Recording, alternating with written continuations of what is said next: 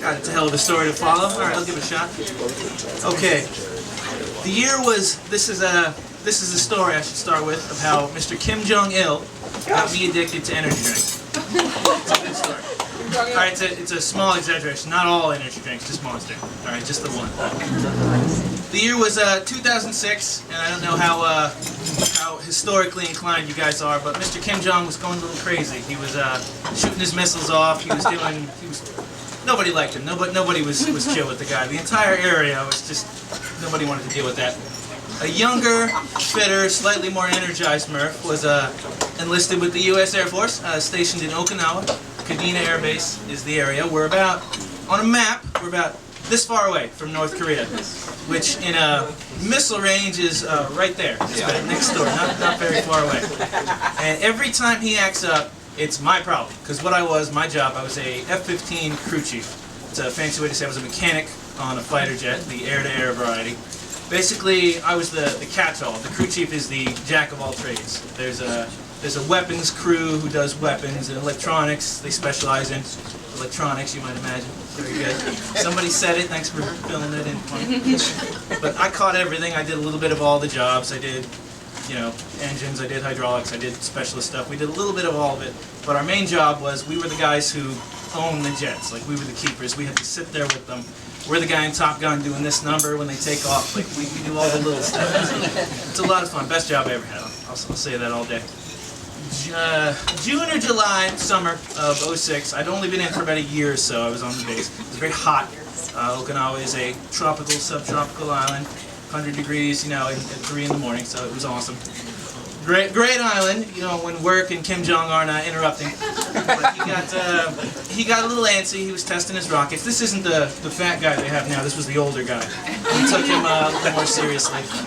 This is before the interview, the movie, and everything. This was Matt and the South Park guys made a puppet movie about him. It was that one. It was a lot funnier. We liked him a little less. He came and the call went out. They said, Kim Jong's getting antsy. He's going to fire off his missiles. And when that happens, we go on alert status. So we have to go down to the flight line and sit by the jet, in case we have to launch it out to go out and do something with it in case he launches these missiles. So the call came out in July or some damn time, when it was the hottest. And we went out there, and this one took a pretty long time. This was, usually it lasts about a day or so.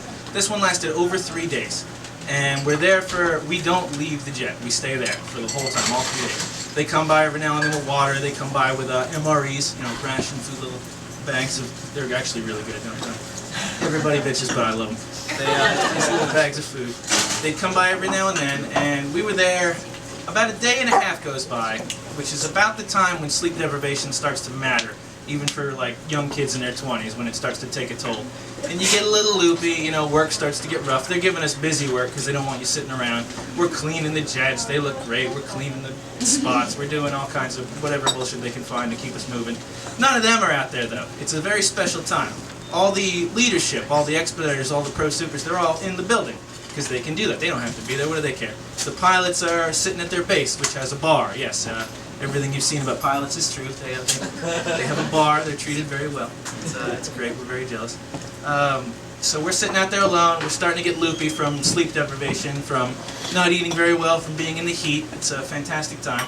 And there's no oversight when you're out there alone for days at a time. So it gets kind of, we're all young kids. There may have been a half-naked reenactment of the Top Gun volleyball scene. Next to an actual fighter jet, which makes it cooler, alright? Get at me, Val Kilmer. Get at mine was better. Alright? So the time comes, days are going by, and I'm having a real hard time with it. I'm slumping real hard. And my buddy says, here, try one of these, and he throws me a Monster. And I said, I don't believe in energy drinks. That's all silliness. I've never believed it. And he said, take it, and I said, fine. So I cracked the Monster open, and I drank it, and 30 minutes goes by. What are we doing? What are we going to fix? And I said, okay, I'm a believer this is a real thing. And from that point on, it was every day I had one. I'd sneak them in my bag. We had these Camelbacks, which is basically a water thing for running. I converted one to my Monster thing. I was drinking these so much that even now I crack a can, I smell, I go... I got hooked on these things real bad. It was great. And there is a downside to them. There's a crash when you're done drinking one, and you just like the day's over. I need to go home right now. But I got hooked. There were other downsides. Dental.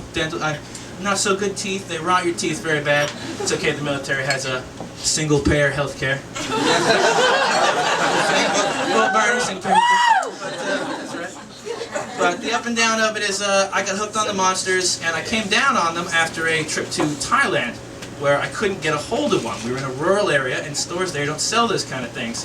I like to think I had like a withdrawal. The truth is I just learned how to be without them again, and I got out of it. But the story of that is, you know, sometimes it happens. Sometimes you get hooked on drinks. Sometimes it's a real addiction. Sometimes you feel that you can't do without them no matter what happens. And I got through that 3 days that we were on the line for 3 days when Kim Jong was firing his missiles. Eventually he fired 7 of them. They fell in the ocean. You know, the jets came back with missiles missing, but whatever, they fell in the ocean. We're going to say that. But I got through that with the help of an addiction, and to that day I blame Mr. Kim Jong for that. And I still have one every now and then.